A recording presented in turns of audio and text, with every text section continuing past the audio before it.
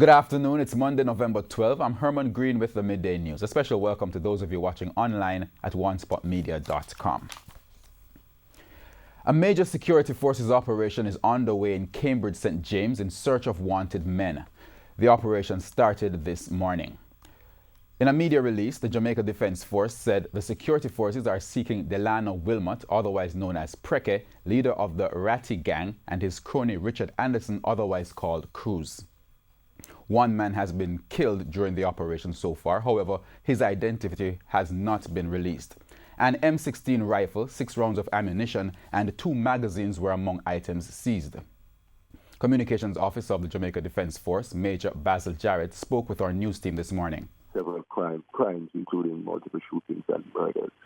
The operation is ongoing, and we are urging residents to be on the lookout for suspicious men in the community. We're also reminding residents that it is a crime to harbor a fugitive, and we're also appealing to the men to turn themselves in. Residents are urged to call the police or the JDF tip line at 876-837-8888 to report any information on the whereabouts of the men. The St. Andrews Central Police are this hour probing the fatal shooting of a businessman in front of the Lanneman's Prep School along Terrence Avenue this morning. He has been identified as Ainsley Folks, a lobster exporter of the Stony Hill St. Andrew address. Investigators reported that shortly after 7 o'clock, Mr. Folks dropped off his son at school. He was sitting in his vehicle when he was approached by a man. Following a brief conversation, the man pulled a firearm and shot the businessman several times in the chest. The gunman then escaped in a waiting motorcar. Mr. Folks was taken to hospital where he was pronounced dead. The cops say they are following several leads into the probe. One man is dead following a motor vehicle incident in St. Thomas. The fatality happened on Sunday night. The deceased has been identified as 48-year-old Garnet Panton of Hearties in the parish. According to reports, shortly after 10 o'clock, Mr. Panton was driving a blue Toyota Hiace minivan along the Albion Main Road heading towards Yallas. His vehicle reportedly drifted in the path of a flatbed wrecker, which was traveling in the opposite direction when they collided. The impact spun both vehicles across the road in opposite directions, blocking the roadway. Mr. Panton died at the scene and had to be cut from the wreckage by firemen. A sideman on the wrecker was also rushed to hospital. The police believe speeding contributed to the crash. Despite recording fewer reported cases of murder and rapes, the parish of St. Elizabeth has seen a 21% increase in major crimes since the start of the year when compared to the same period last year. This was disclosed by Head of Administration at the St. Elizabeth Police Division, DSP Delroy Minot, as he addressed the recent monthly meeting of the St. Elizabeth Municipal Corporation. DSP Minot said since the start of the year, there have been 317 reported cases of serious and violent crimes when compared to the 262 for the same period last year. He also outlined that while there are 6 less murders than the 24 last year and 2 less reported cases of rape, the parish has seen an increase in all other major crimes. Mr. Minot stated that most of the more serious crimes, such as robberies, shootings, and break-ins, are being done by migrant criminals who have fled to seek refuge in that parish. DSP Minot further outlined that the police have made a breakthrough in the double murder in the district of Mountain Valley last month, where 2 men were fatally shot and a 3rd man injured. Several students were left stranded after residents and taxi operators blocked sections of the Three Hills and Charlestown Main Road in St. Mary Monday morning. The St. Mary police later cleared the blocked roads, but the protesters insist that they will not stop unless the issue is addressed. TVJ's Shamela Pullen reports. Stones, trees and other debris were used to block the 3 miles on Charlestown Main Roads in St. Mary Monday morning. Residents also had placards in their hands with the usual cry, "We want road." They claim it's been over 5 years since they have been asking for the poor road conditions to be fixed. However, to this day, nothing has happened, and so they decided to take it to the streets. Right now, if any of them can't go to school, if any of them can't go to school this morning, instead of we the taxi man them have to stop on a fixed vehicle. We're not in that. I say the people of Western Segment don't want much. All them want a road, light and water. The road stay too bad, madam. Come up here, it'll be a problem. You have to wait for taxi. I'll 5-4 after that taxi go watch your trees, you know. Yeah, man, that's all the people I want, man. They accused their political representatives, including the Member of Parliament for Western St. Mary, Robert Montague, of ignoring their plight. We're tired of it now. We're tired of it. This is the only seat I did want to win. I'm not comfortable. I'm not sit down in it too comfortable now, man. But Bobby there, well Lisa there, we want a road because when they want voting, they can dig up and find us. It's time for them to dig up and come find us now. We want a road. A long time we depend on the road from 2005. Now in 2018, we want a road like everybody else. Because when voting time, we can't drive out. The police later came on location to clear the blocked roads. They also fired shots at a group of men who were seen cutting down trees to block the roads.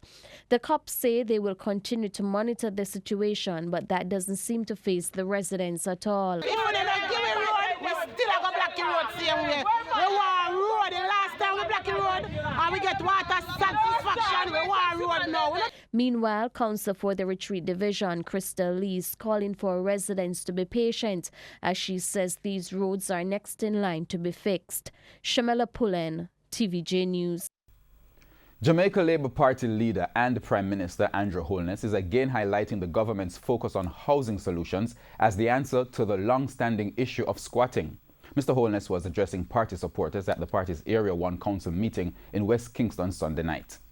The issue of squatting continues to be a problem in all parishes. Prime Minister Andrew Holness says squatting is a problem today because for the past 56 years, successive governments have not been keeping pace with the growing population's demand for housing. So what the NHC was supposed to have been doing is to build enough houses at an affordable rate so that people don't have to say, you know what, there is no housing solution for me, so I have to go squat. He says that's why his administration is focused on achieving the target of 23,000 new housing solutions. So this government intends to address this problem of squatting by increasing the rate at which we build affordable housing solutions. He pointed to several recent housing solutions in Granville, Trelawney, and in East Central St. Andrew as proof that the government is well on its way to achieving the target. He also announced more development plans, for which he says the NHT has specific instructions. I can give you the commitment that in short order, we will be breaking ground for the development of Rasta City community. We are not just going to build houses, we are going to build communities. All the houses that we have built, we have given a direction to the NHT that they must be communities where people can enjoy the value of their houses. That is part of the prosperity. Meanwhile, the Prime Minister also expressed concern about increasing incidents of domestic violence in Jamaica.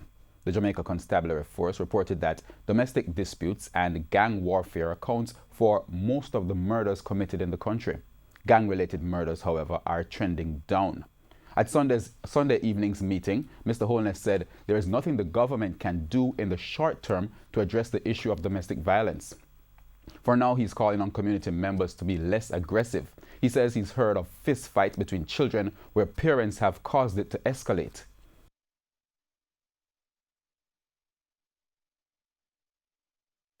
One mother come and part the fight.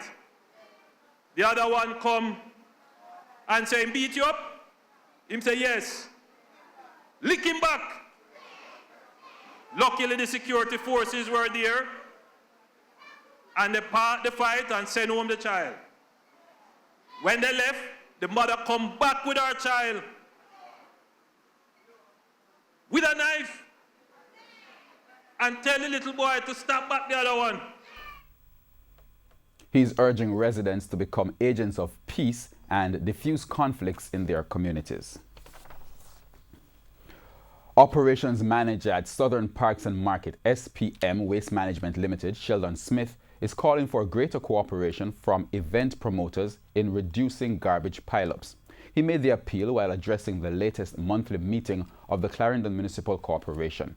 Mr. Smith said that a contract between the entity and promoters of large parties at a fee can help to reduce the challenges faced with garbage collection.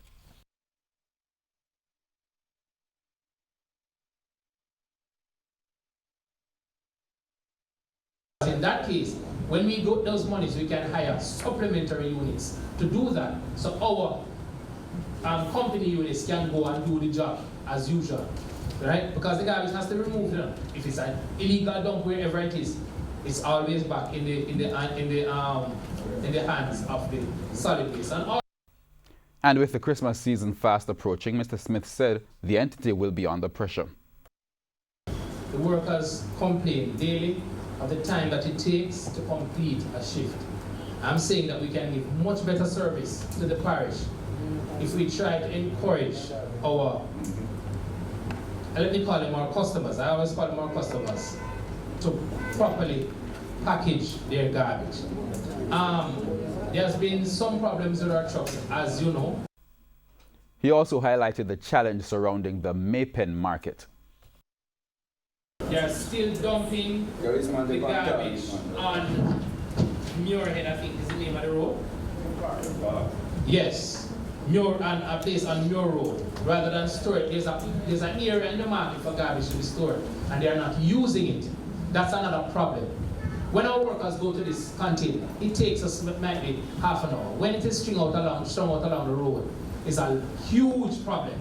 And also the workers, and why you find that some nights the market is not being clean, that the workers really fear. They say that the market is not a place that they want to go in at night. Public Defender Arlene Harrison Henry is calling for greater emphasis to be placed on the need to educate residents about the role of municipal corporations. Mrs. Henry said, oftentimes residents are unaware of the information in the Citizens Charter, which outlines the roles and responsibilities of all municipal corporations. While addressing a launch in Clarendon recently, Mrs. Henry highlighted that the Citizens Charter allows residents to hold the agencies accountable. What a charter is, it's really a contract between the municipal corporation and the citizens of this parish, the citizens that the corporation serves. It is a social contract, and what the corporation seeks to do is to enumerate the services and the standard at which you will perform the service. So it increases transparency and accountability. We go down to news in sports. World Sprint Hurdles champion Omar McLeod will defend his title at next year's World Championship in Qatar under the guidance of a new coach. McLeod, who is also the Olympic champion, told TVJ Sports he has again switched camps and is now being conditioned by Gary Evans and Tony Ross, son of legendary hurdles coach Wilbur Ross, at their base in Florida. Going to be a strong year. I'm in a better environment, in my opinion. Better coaches. I've put together my own team, chiropractors, doctors, massage therapists, and now I'm in a pro environment. I'm always used to a collegiate environment. Now I'm in a professional environment, and it's different. It's a lot different. So I'm excited for next year. McLeod struggled to maintain his 2016 and 2017 form during 2018, a situation he blames on being plagued with recurring injuries. 2018 was, learning experience. Wasn't my best year. Lot of downs, but I'm looking forward. I change coaches again. In a better environment. I'm in Noblest in Florida, so I'm looking forward to London, not London, but Doha, and defending my title. And that's the Midday News. I'm Herman Green. Join us at 7 for the primetime news package. On behalf of the news, sports, and the production teams, good afternoon.